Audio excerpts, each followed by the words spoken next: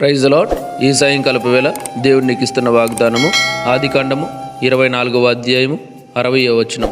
వారు రిబ్కాతో, మా సహోదరి, నీవు వేల వేలకు తల్లివగుదువుగాక, నీ సంతతి వారు తమ పగవారి గవిని స్వాధీనపరచుకుందురుగాక అని ఆమెను దీవింపగా.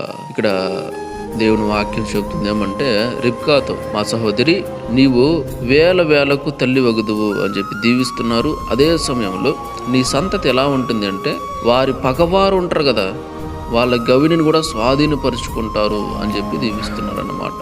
అంటే నీ సంతానాన్ని తప్పకుండా వృద్ధి చేసి, లెక్కకు ఆకాశ నక్షత్రాల్లాగా, సముద్ర తీరం ఇసుక రేణువుల్లాగా చేస్తాను. నీ సంతతి వారు శత్రువుల ద్వారాలను స్వాధీనం చేసుకుంటారు అని చెప్పి ఈ వాక్యం ద్వారా చెప్తున్నాను అనమాట.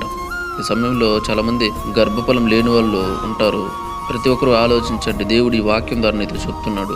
దేవుడు నీకు గర్భఫలాన్ని ఇస్తాడు, నువ్వు టెన్షన్ పడే పని లేదు. ఇక్కడ రిబ్కాను దీవిస్తున్నారు కదా, దేవుడు ఈ వాక్యం ద్వారా నిన్ను దీవిస్తున్నాడు. వేల వేల మందికి నీవు తల్లి అవుతావు, ఖచ్చితంగా నీకు సంతానం కలుగుతుంది అని దేవుడు చెప్తున్నాడు అనమాట. కాబట్టి సంతానం ఎవరికైతే లేదో బాధపడద్దండి, దిగులు పడద్దండి, ధైర్యం తెచ్చుకోండి. దేవుడు మీ జీవితాల్లో ఖచ్చితంగా కార్యం చేసి దేవుడు నీకు గర్భఫలాన్ని అనుగ్రహిస్తాడు, నీ గర్భాన్ని తెరుస్తాడు.